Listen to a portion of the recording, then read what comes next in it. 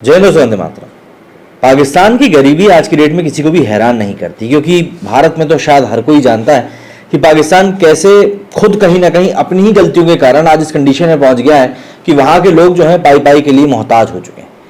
लेकिन आपको ये जानकर हैरानी होगी कि पाकिस्तान अकेला ऐसा मुस्लिम देश नहीं है जो ऐसी हालत में। एक और मुस्लिम देश जो कि अपनी खराब नीतियों के कारण, भ्रष्टाचार के कारण ऐसी ही कंडीशन में पहुंच गया जहां पर उसका देश कभी भी दिवालिया घोषित हो सकता है। और इस देश को आप लोगों ने, इस देश के नाम को आपने काफी अच्छी जगहों पर, मूवीज में कई दफा सुना होगा, और ऐसा हो ही नहीं सकता कि आप इस देश के बारे में ना जानते हो।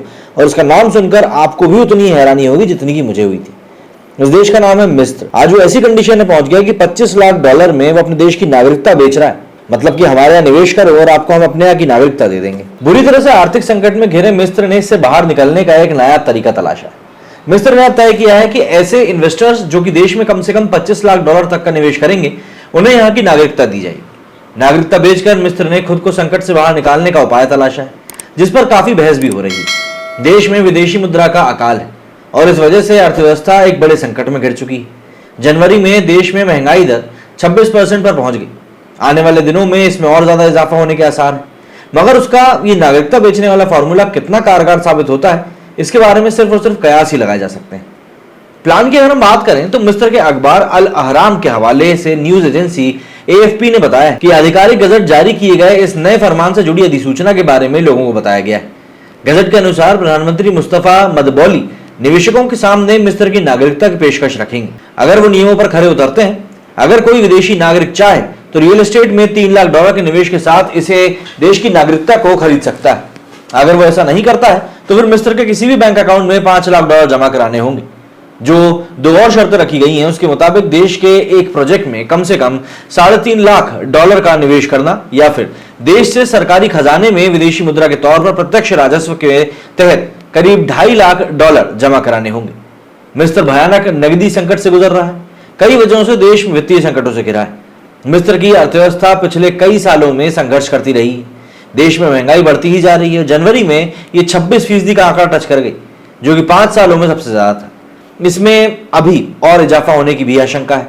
माना तो यह भी जा रहा है कि फरवरी में यह आंकड़ा 26% तक पहुंच सकता है। गुरुवार को सरकार ने गैस की कीमतों में इजाफा भी कर दिया है।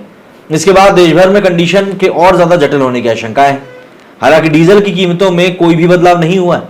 शहरी इलाकों में खाद्य पदार्थों की कीमतों के 48% तक पहुंचने की उम्मीद जताई जा रही है।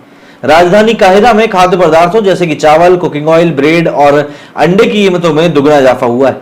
कुछ लोगों के सामने तो स्थिति इतनी मुश्किल हो गई है कि उन्होंने इन चीजों को ना खरीदने का ही मन बना लिया है। अर्थव्यवस्था की जानकारों की माने तो सरकार में मौजूद भ्रष्टाचार और राजनीतिक अस्थिरता की वजह से आज देश की हालत हुई। राष्ट्रपति अब्देल फतेह अल सीसी की सरकार साल 2014 से ही मेगा प्रोजेक्ट्स को और आगे बढ़ा रही। इसमें स्वेज नहर का विस्तार भी शामिल है। इसके अलावा काहिरा के करीब $50 अरब की लागत से नई प्रशासनिक राजधानी को बनाया जा रहा है, जो एक पूरा शहर है। कहा जा रहा है कि इन प्रोजेक्ट्स को मिलिट्री की देखरेख में पूरा किया जा रहा है। अब इनकी वजह से मिलिट्री पर लोग सवाल भी उठाने लगे। उनका कहना है कि जब देश पर इतना बड़ा संकट है तो फिर इसकी जरूरत क्या है। देश की 104 मिलियन आबादी गरीबी रेखा के नीचे जीने को मजबूर हो गई।